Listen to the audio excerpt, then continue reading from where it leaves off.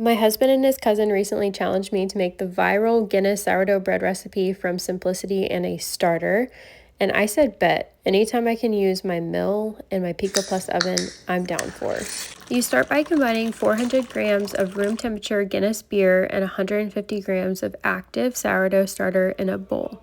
Next, add 10 grams of unsweetened cocoa powder, which is optional, but it was amazing for the color. Next, I added 75 grams of fresh milled rye flour from Grand Teton Ancient Grains, milled in my Nutrimill Harvest Grain Mill, and 415 grams of bread flour. I was making a double batch in this recipe.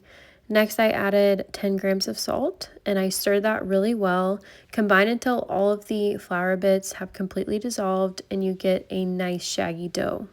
Cover and let the dough rest for 1 hour. If you've been here for a hot minute, you know I use the Alico method to track bulk fermentation, and I take the dough temperature an hour after mixing to take my sample of dough for my Alico cup. I immediately jump into my stretch and folds. I just stretch the dough as far as it can go, and when it starts resisting me, that's when I stop. 30 minutes later, I jumped into my second set of stretch and folds, but instead of a true stretch and fold, I did dough lamination, which builds strength in your dough, especially if you're working with freshly milled flour like me. I felt like it needed a little extra help, and thus I laminated. I did 2 more sets of stretch and folds 30 minutes apart after that. Exactly 4 hours into bulk fermentation, my dough was ready to dump out and go ahead and shape. I always do a gentle pre-shape, a bench rest, and then a final shaping. I then put them in the fridge for a long cold proof. I then scored and baked them in my Pico Plus bread oven that night because they were already ready to be baked.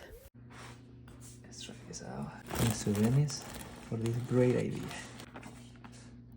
Ooh, fluffy and crunchy. Can I taste it? Sponsored by Guinness. Cheers. Guinness sponsorship. It's really good. It tastes really good. I don't know what it tastes like a subtle hint of chocolate, a little bit of rye, maybe a tiny bit of the beer. Like the aftertaste, I feel like tastes a little bit like a stout. I'm getting the aftertaste now. Are you? Cream cheese and some strawberries on the top.